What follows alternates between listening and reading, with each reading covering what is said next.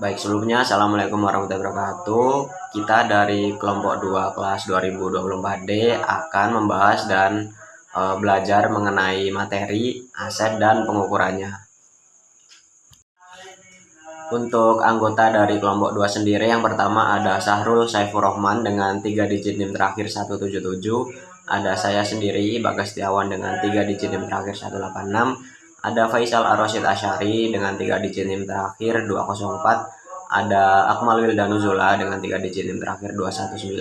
Ada Risman Ilmanuddin Bintang Brilian dengan 3 digit NIM terakhir 244. Dan terakhir ada Dana Eka Prasetya dengan 3 digit NIM terakhir 256. Baik, materi yang pertama yaitu terkait tentang perspektif peneliti dalam akuntansi terhadap aset dan pengukurannya.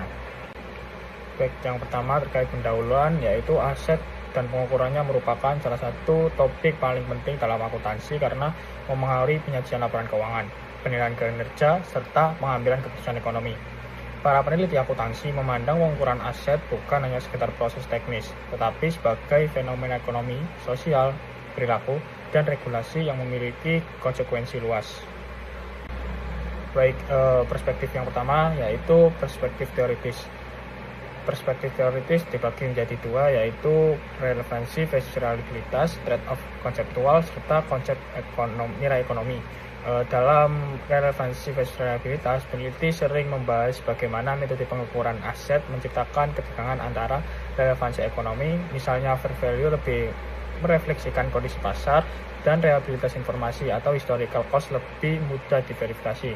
Isu penelitiannya yaitu apakah nilai wajar yang relevan tetapi subjektif lebih bermanfaat bagi pengguna laporan keuangan, atau apakah biaya perolehan masih layak dipertahankan di era volatilitas harga. Yang kedua yaitu konsep nilai ekonomi.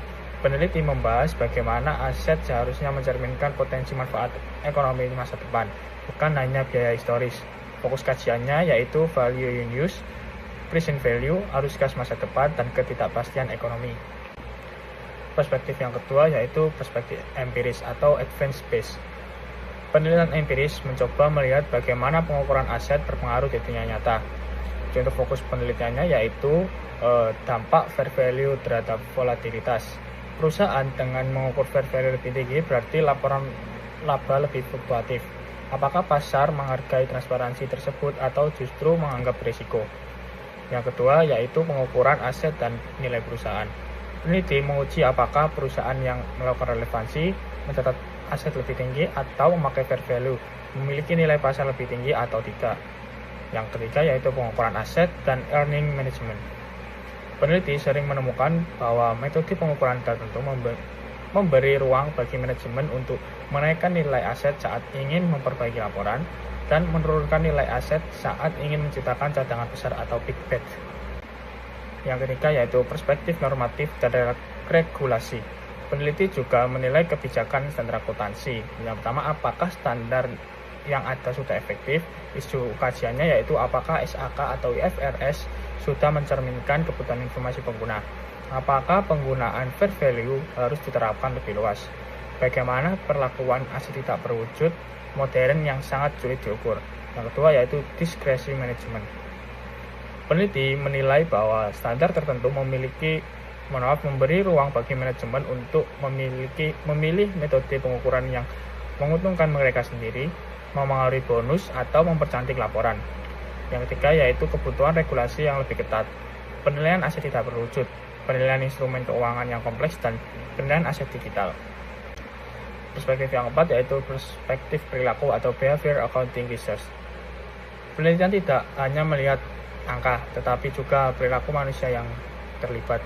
Yang pertama yaitu perilaku manajer. Peneliti mengidentifikasi bahwa manajer itu harus cenderung memilih metode yang meningkatkan laba, cenderung berkonservatif jika berada dalam tekanan auditor, dan lebih agresif saat bonus mereka berbasis laba.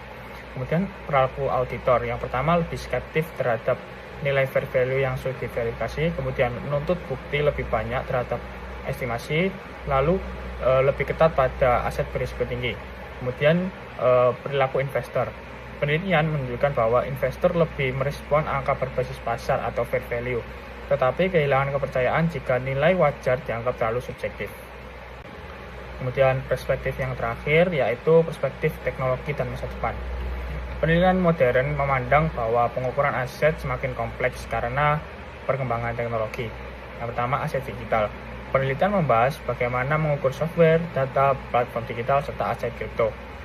Hal ini menimbulkan pertanyaan seperti apakah data memiliki nilai ekonomi yang layak diakui sebagai aset, bagaimana pengukuran algoritmanya. Yang kedua yaitu penggunaan AI dan machine learning. Peneliti tertarik pada bagaimana AI dapat meningkatkan akurasi estimasi fair value, bagaimana teknologi mempengaruhi proses audit atas pengukuran aset. Kemudian yang ketiga yaitu aset yang tidak berwujud atau intangible. Penelitian mencatat bahwa banyak perusahaan modern memiliki nilai besar pada brand, hubungan pelanggan, pengetahuan yang sulit diukur secara andal. Oke, selanjutnya memasuki materi apa itu sih pengertian dari perspektif metodologi akuntansi.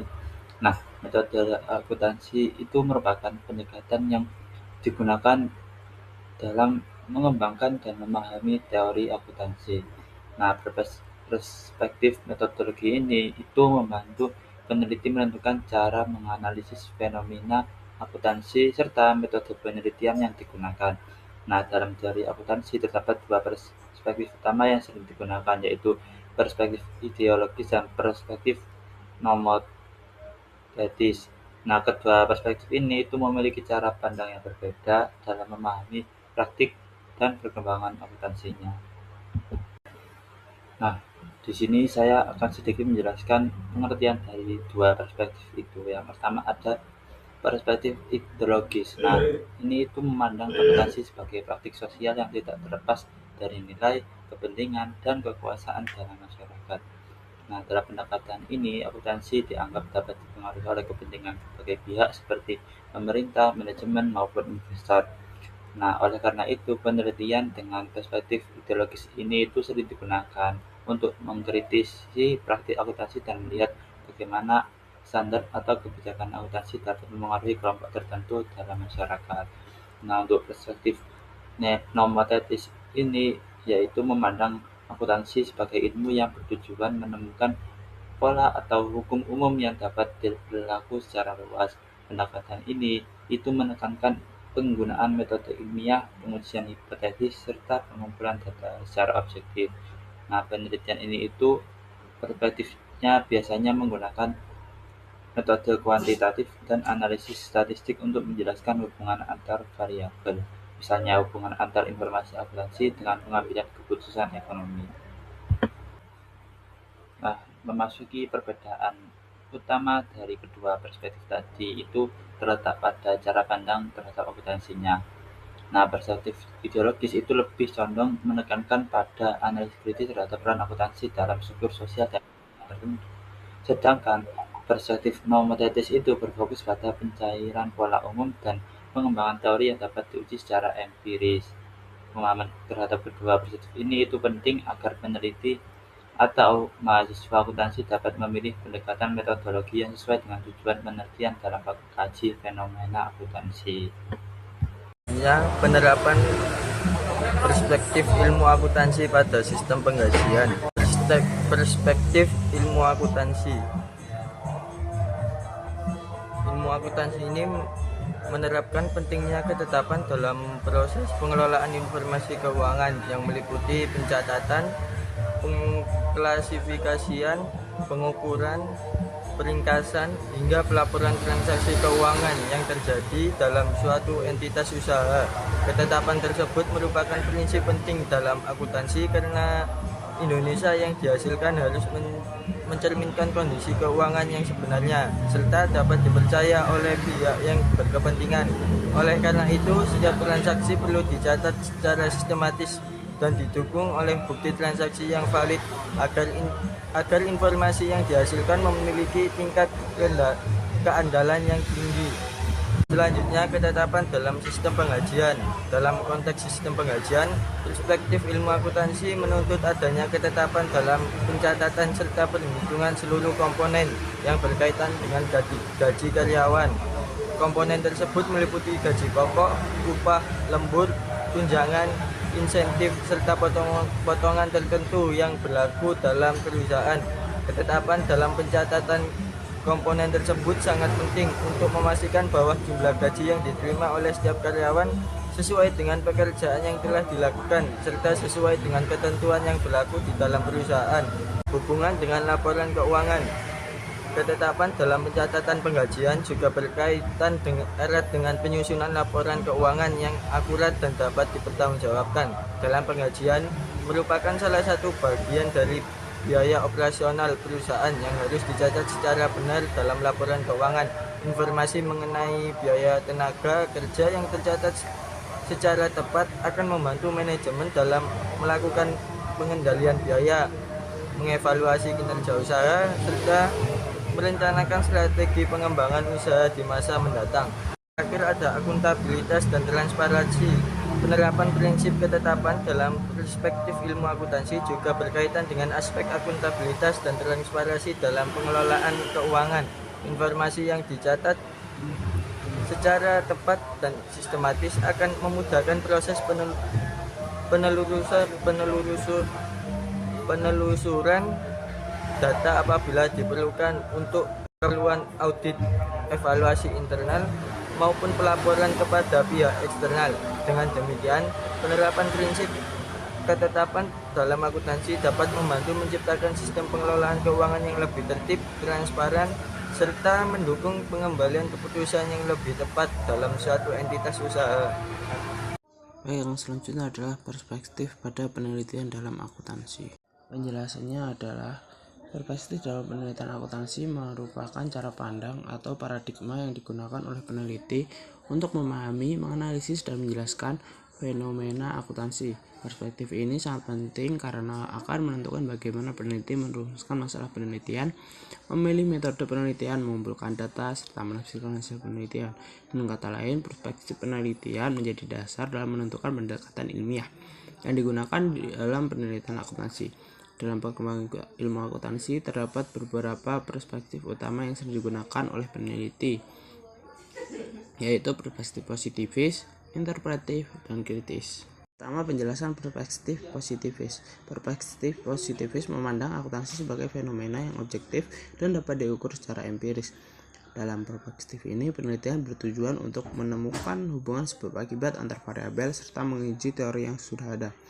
Penelitian dengan perspektif positivis biasanya menggunakan metode kuantitatif seperti analisis statistik, regresi, dan pengujian hipotesis.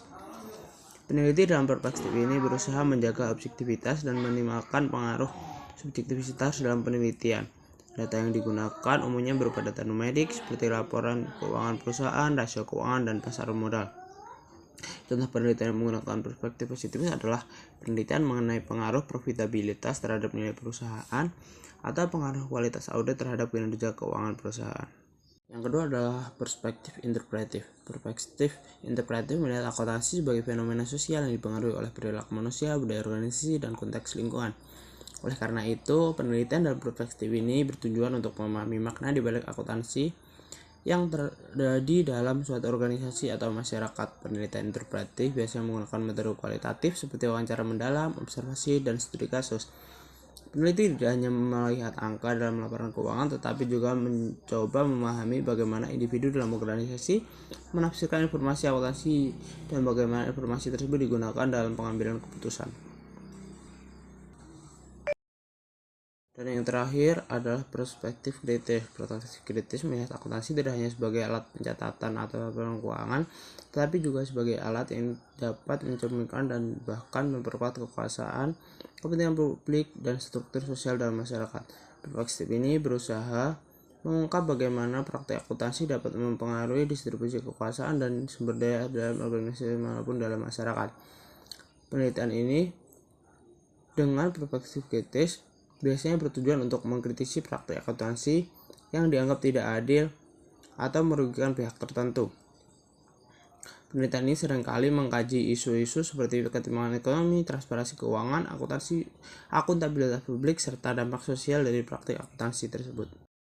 Oke, selanjutnya kita masuk ke materi terkait fondasi intelektual dalam akuntansi. Nah, apa sih itu fondasi intelektual dalam akuntansi? Nah, jadi dalam akuntansi, fondasi intelektual adalah kumpulan teori, konsep, nilai, dan pendekatan ilmiah yang digunakan untuk menjelaskan, mengembangkan, dan juga mengevaluasi praktik akuntansi. Fondasi ini membantu para akademisi, praktisi, dan pembuat standar untuk memahami fenomena akuntansi serta merumuskan standar yang logis dan konsisten. Nah, tujuan dari fondasi intelektual dalam akuntansi ini ada 4. Yang pertama yaitu untuk memberikan dasar teoritis bagi praktik akuntansi. Nah, praktik akuntansi membutuhkan landasan pemikiran agar metode yang digunakan dapat dijelaskan secara logis dan ilmiah. Kemudian yang kedua, untuk mendukung pengembangan standar akuntansi. Standar akuntansi tidak dibuat secara sembarangan. Standar tersebut disusun berdasarkan konsep dan teori yang telah dikembangkan dalam penelitian akuntansi.